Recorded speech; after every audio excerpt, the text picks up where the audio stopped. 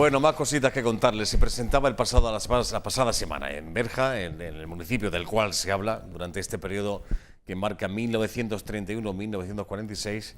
Pasado mañana, el jueves, el día 29 a las 7:30, se presenta en el Museo de Almería. Es un trabajo coral, a cuatro manos. Eusebio Rodríguez Padilla, Francisco Jesús Martín Milán, José Manuel López Martos y Ricardo Sánchez Benavente. Berja, 1931-1946, Segunda República, Guerra Civil y Primer Franquismo. Hay aquí la portada de este libro que recupera una vez más la memoria histórica.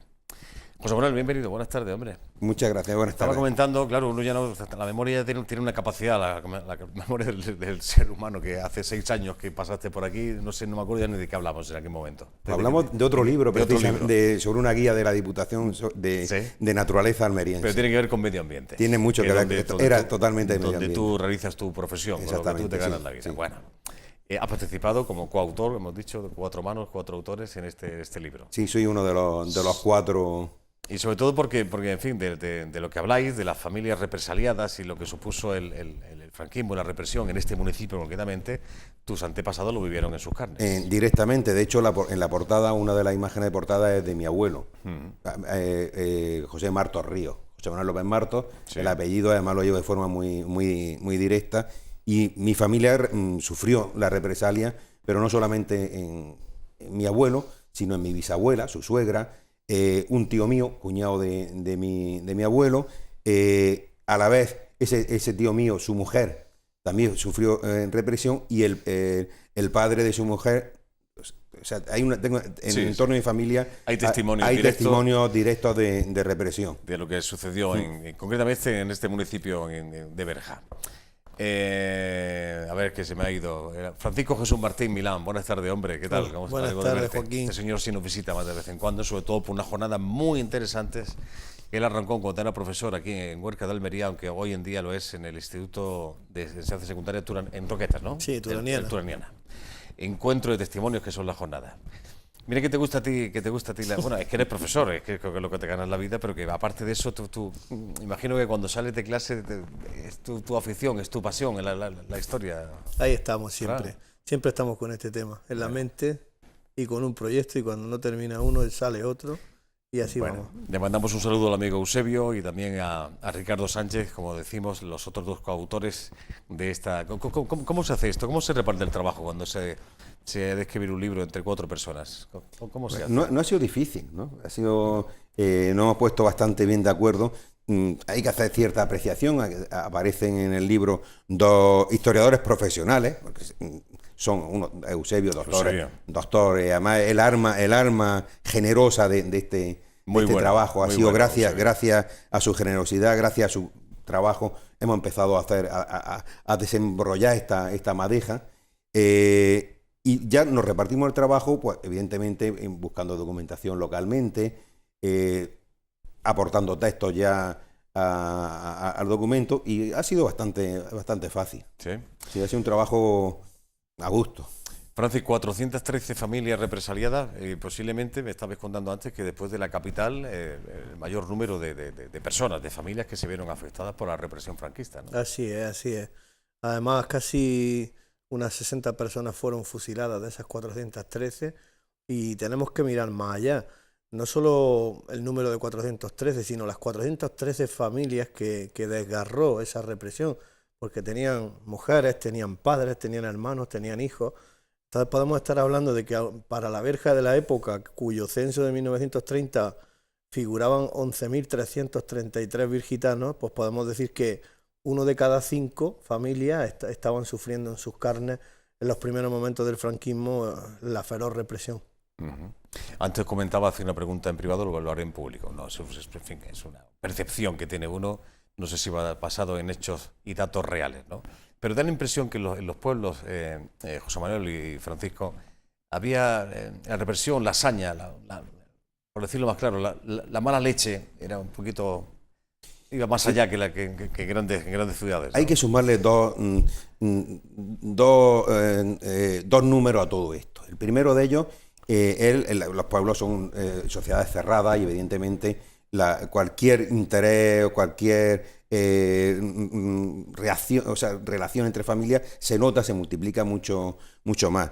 y que luego la represión, que no podemos olvidar, es una cosa que en el libro me ha gustado personalmente como familia o como descendiente de una familia represaliada, que además ha sido uno de los, a mi juicio, de aciertos. Soy autor, no puedo, tengo que hablar bien de mi chiquillo. Uno de los aciertos que hemos tenido en el libro, y es que le ponemos énfasis en lo que es la justicia que se aplica en ese momento. Porque en nosotros, gente ya del siglo XXI, aunque algunos nacimos en el siglo pasado, pero hemos vivido en la democracia, las generaciones actuales son generaciones que han nacido en los 40 años de democracia que llevamos. Cuando oyen juicios, cuando escuchan una persona juzgada, entiende la justicia como la tenemos actualmente, sí, con todas las garantías, con una justicia equilibrada. Puede tener sus aciertos, sus errores, su desequilibrio, su más o menos precisión, pero una justicia perfectamente con garantistas. De hecho, el Estado de Derecho, eso es lo que nos... Es una de las bases del Estado. Es lo que nos permite. Bueno, pues esta no es una justicia así a la que se somete en el año 39 a la población. Partimos de que se somete a una población civil un código de justicia militar que es derogado en los años 30, a principios de los años 30, por inhumano. O sea, empezamos la primera perversión de ese sistema. O sea, un código, se recupera un código militar y se aplica a civiles, por hechos supuestamente cometidos en situaciones civiles. A eso le sumamos que las garantías procesales eran mínimas. No había ni había apoyo judicial. Menos que mínimas, diría yo. No es que existían. Hay testimonios, no lo hemos reflejado. Lo que se llama un paripé. Sí, no lo hemos reflejado en el libro, pero conocemos testimonios de torturas para sacar confesiones. Una parodia. Estas imágenes que estamos viendo, Francis, son, bueno, pues... Sí, son documentos que forman parte del libro, que ponen nombre y apellido a algunos de los protagonistas de esa represión feroz del franquismo. Y el libro también, pues bueno, incardina a esta obra en tres periodos grandes, digamos, que hemos acotado: Segunda República, Guerra Civil y primer franquismo. Por tanto, también aportamos algunas novedades del periodo democrático de la República, de aquellos intentos por mejorar y por progresar en aquella sociedad donde existían unas altas tasas de analfabetismo, de atraso, de paro, de pobreza.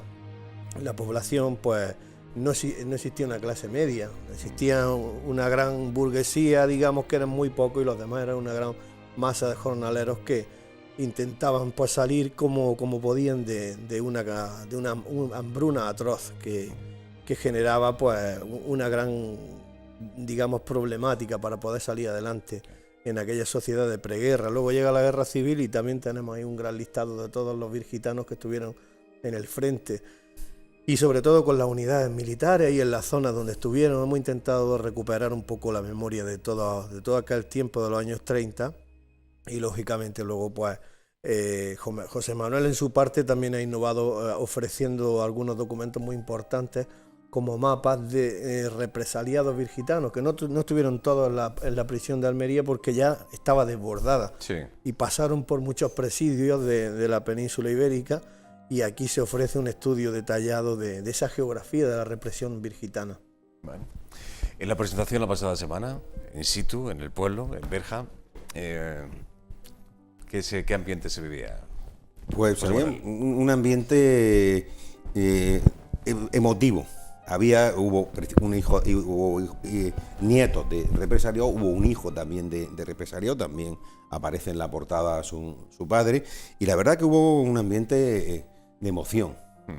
Fue un ambiente bastante, vamos a decirlo, cómodo, porque estamos entre amigos. Vale. Se notaba, y es una cosa que también se nota mucho en la época de posguerra, que se crean redes familiares, redes de amistades muy, muy, muy densas. Hay miedo, hay un miedo tremendo con mayúsculas en esa época, y se establecen unas redes, pero densísimas, muy fuertes.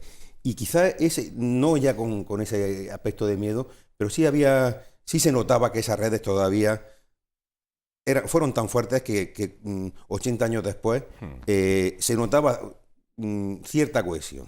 ¿Tú recuerdas en tu infancia, por esto que estás contando, en fin, tu familia fue represaliada, ¿De esto se hablaba en casa o era, No. era un tema, No se hablaba. un tema tabú? Yo supe De textos yo supe que mi abuelo fue fusilado en Almería, Sí. pues ya en la adolescencia bien avanzada. O sea, y lo sé no directamente por mi familia, lo sé por familiares, por Sí. primos particularmente. Es decir, era un tema tabú de miedo. Ten en cuenta que particularmente mi abuela se queda con 30 y pocos años viuda, embarazada de una hija, que además nace sordomuda. Una hija, mi madre, con 2 o 3 años, y mi tío Paco, el mayor, pues con 4 o 5 años. Y Fíjate, el panorama. siempre de luto, siempre en silencio, temerosa de todo.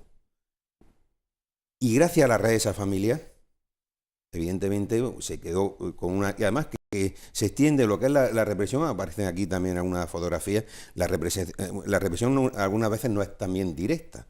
Hay un caso de una familia, precisamente de su cuñado, el cuñado de mi abuela, casado con una hermana, que ante la situación de miedo se va a Francia. No regresó. O sea, no se atrevió a regresar, intentó llevarse a su hija y a su mujer para Francia, y ellas no quisieron por no abandonar a mi abuela, por no dejarla sola.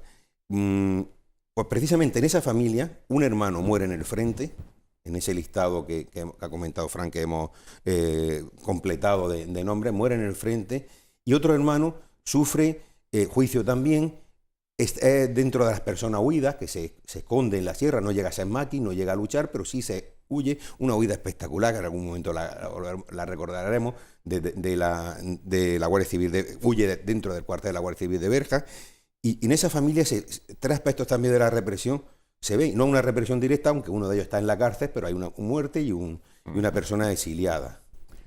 Francis, se repite la historia, esto lo hemos hablado tú y yo, ¿no? El más absoluto de los silencios, es la única forma que había de intentar pasar página e pasar inadvertido, entre comillas. Es poder seguir viviendo, vaya.